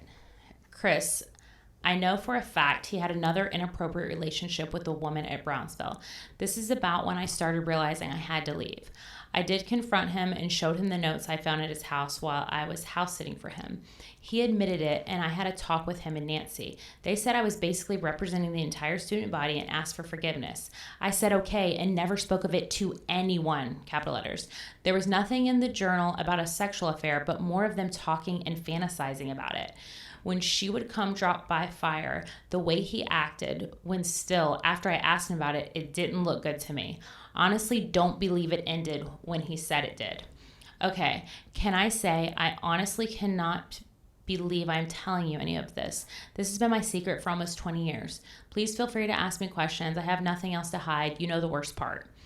Wow, I'm stunned beyond words. In a bad way. Are you sure? Yes, if I don't know the answer or have insight on it, I will let you know. I believe you. I was just so stunned. The guy who wrote Go and Sin No More, the guy who was investigating Todd Bentley and put out a statement on accountability and integrity, the guy who wrote all the books, seriously had an emotional affair and touched them inappropriately and had a secret relationship with someone, the hypocrisy. Who was the woman at Brownsville? Do you know? I believe that he was a true man of God. Then he fell. He continued to act like nothing happened. He continued to be in the spotlight of ministry. I believe he should have been removed from his roles in the ministry. It was blank. Blank. She was married to blank. Is that right? Or was that someone else? And I agree that he lived and still does his best to represent the Lord and fight for truth. Did Pastor Blank know? You had to carry this for almost 20 years. See, she felt the need to defend him to this guy, to Chris. She felt the need. I agree he lived and still does his best. Like, she's still having to defend him. Because she's like just outed him. And now she's like, yeah, it's that grooming that happens. Anyway, I'm just noticing that in the messages. To Pastor Blank, no, you had to carry this for 20 years. Yes, Blank was his name. I don't follow what he is doing now or really anyone. A few people will pop up on Facebook, people you may know, and I'll see what they have been doing, but that is about it. You are the first person I've had a lengthy conversation with since I left. I don't think he knew. If I recall correct, Blank, Nancy and Mike were the only ones. Yeah, it was hard at first, but I just learned to not think about it. When I read your message, I took a deep breath and thought I would tell you the same story I told the others, but for whatever reason, I decided it had been long enough. I really hope this helps you, Chris. So she's like, I was just going to tell you the same story I'd always told, but I'm going to tell you more. Yeah. And she didn't even admit to the mouth kiss. And this, yeah. Yeah. Whatever you're dealing with, and hopefully this can help you move forward. Okay, I've had some stuff on my mind for a long time. All the revolution stuff and financial struggles we've had, the students and everything. Now that I'm married, I understand what inappropriate relationships are, and I thought that's what I saw, but I was corrected. I was told I didn't handle things the right way. Now I know for sure and feel better that I did see what I saw, but I don't get how he thought that was a good idea to do that in front of me, but maybe he didn't realize I could see into the front seat. You were taken advantage of, in my opinion. You were young, and he was the mature one. He should have known better. Instead, he hid it. You left and no one ever brought it up. Do you think that's really weird? A staff member up and leaves, suddenly no one is asking why, at least not with other staff. At the time, he would refer to me as his other daughter in his family, and I would always go do things together. So it made me feel uncomfortable when he would hold my hand, but my dad was never affectionate. So I thought, oh, well, okay. Then I soon realized it was wrong and not what it should be. Well, about 2 months after I left, Mr. Blank called and asked if we had had an inappropriate relationship. And I lied. I said, no. Mike called me and let me know he would be calling and asking questions, heading it off. I had thought I needed to tell someone while I was there, but it would have been my word against his. I didn't feel anyone would believe me. He covered everything up with blank.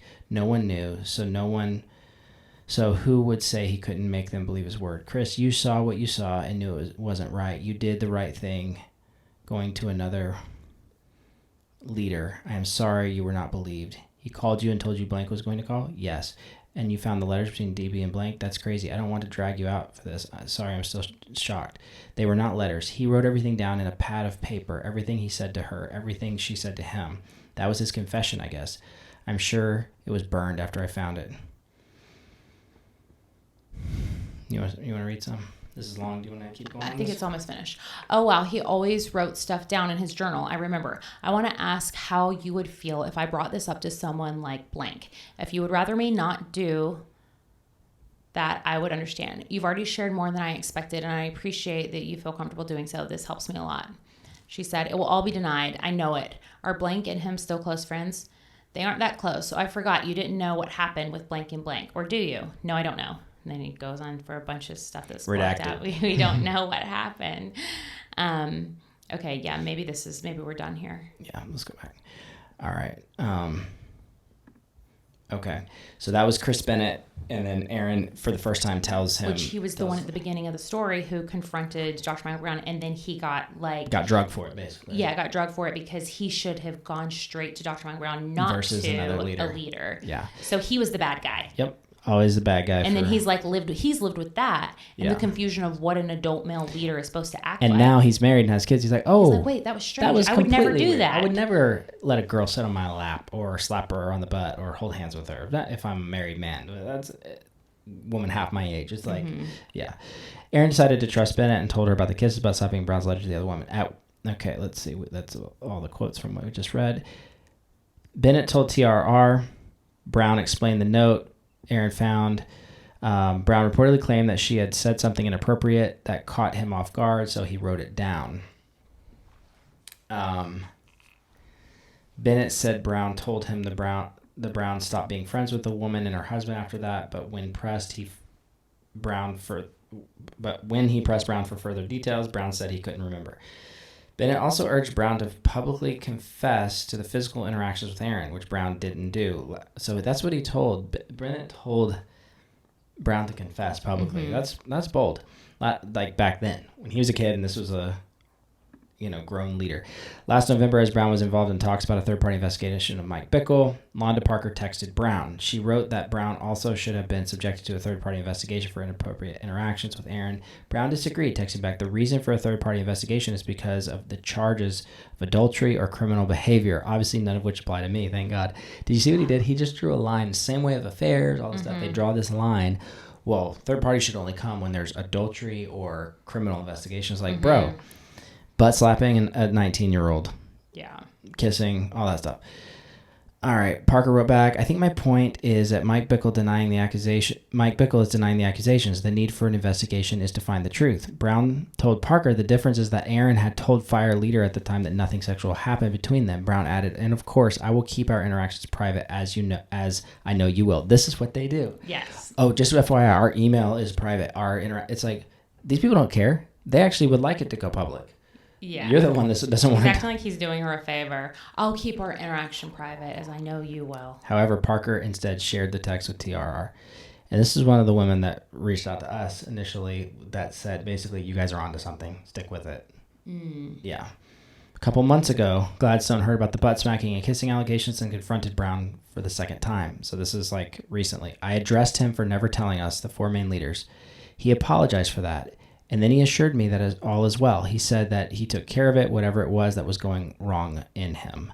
But Gladstone said he's not satisfied with that response. I would never treat my daughter that way, Gladstone said. So I said that as a dad. I say that as a reader of scripture and as a leader that would require for me to be a long way from ministry and complete transparency and a long road of healing. Scott Volk, one of the current board members for Brown's current personal ministry, The Line of Fire, and TRR, told him about the hand-holding and butt-smacking years ago and previously believed Brown had taken ownership. So he told his own board member about the butt-slapping and hand-holding years ago. But Volk said he didn't know about the kissing allegation until recently and affirms the board's third-party investigation. You want to read this part? Or it's almost over. You ahead. Erin said she initially decided to speak up now for the sake of Fire community. Some who recently reached out to her saying they were still struggling with confusion. At first, it was to help those needing healing, she said. Then speaking with leaders and those who have been my support, I realized it was for my healing and I needed to speak about it. Wow. This is by Rebecca Hopkins at the Roy's Report. So great work, Rebecca. And, the Roy's Report has taken some heat recently from, people just annoyed with them and, the Malachis. Sean Foyt is dragging Roy's Report again. And like, dude, here's the thing. She has to do what you guys won't do. Frankly, we got to do what you guys won't do. Like, there's a lot of ministers that I do respect, but the process with these professional ministers coming out and actually talking openly, there's so much fear. Mm-hmm. Like, even ones that I currently respect, they're like, yeah, I'm just not sure if I'm ready to say anything yet. It's like, why?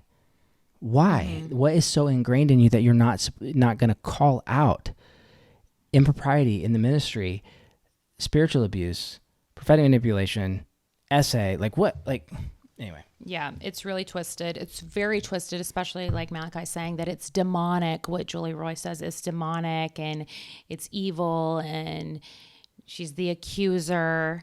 Just, it's like its own form of like spiritual manipulation too. It's like, or trying to like shame somebody and they act so holier than thou when they do it too. It's like you're literally calling somebody demonic and an accuser, but I don't know. It's just hard to watch. I'm just like, yeah. And the more these guys come out with this stuff, like the more you're like, who is next? That's got this kind of stuff. People fighting exposure the most are usually the next one. It seems like. Yeah. Allegedly.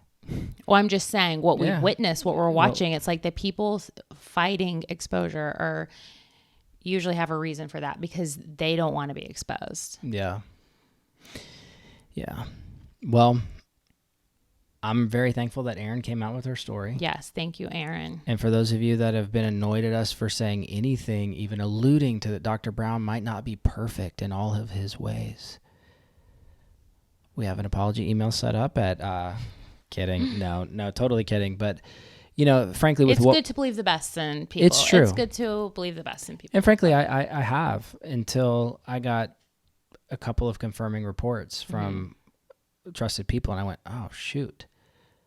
And it's like, but you can't say anything on media until you have something really strong from, the reason we go with Roy's a lot is because she does her due diligence and we can read the statements without putting ourselves out there in like a... Right, because we're not investigative journalists. If somebody comes to us with their story, there's not much we can do with it as far as talking about it. Yeah. Until it's reported by somebody who can investigate it. Yeah, so if you have, like, because we do have an email and people send us long emails and it's like, we can't quite deal with people's personal stories just right out the gate. Like that, especially if it involves another person, you're bringing allegations.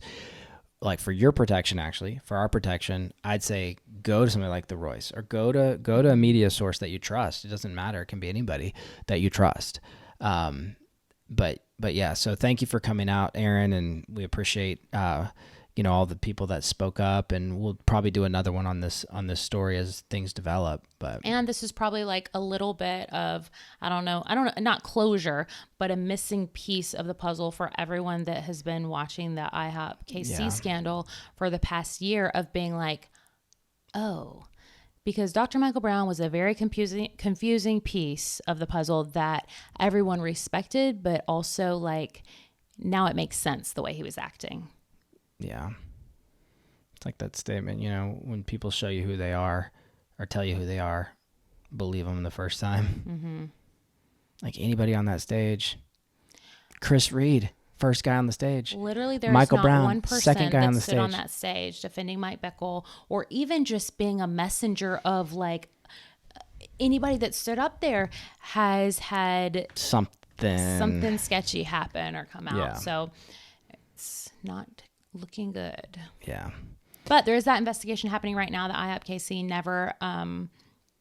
never agreed to be a part of, but it is happening. It is happening. Their third party. Hopefully we'll have an update on that and be able to talk about that investigation got funded $100,000, Mm-hmm. which is awesome. Yeah. Which is incredible. Super encouraging. So what that shows me is that people care about this. They do. Yeah. Yeah. So, all right. Well, it's late over here on the East Coast. And we'll put this one out tomorrow, hopefully. But wherever you're at, we appreciate all of you for tuning in. Share this one for people that are trying to get in the know on the Michael Brown situation and they want to listen to a long-form podcast and commentary with a cute lady in it. Then, all right, y'all. Me and my wife is what I'm trying to say. I'm like, okay, we don't even know Aaron's identity. Stop. It's 1:42 here. It's 1:41. I don't want to lie. It's actually 1:41 a.m. And we got to get to bed. But we love you guys. We appreciate you guys. We'll be back with another episode soon. God bless. Take care. Bye. Wake up and win. Wake up and win.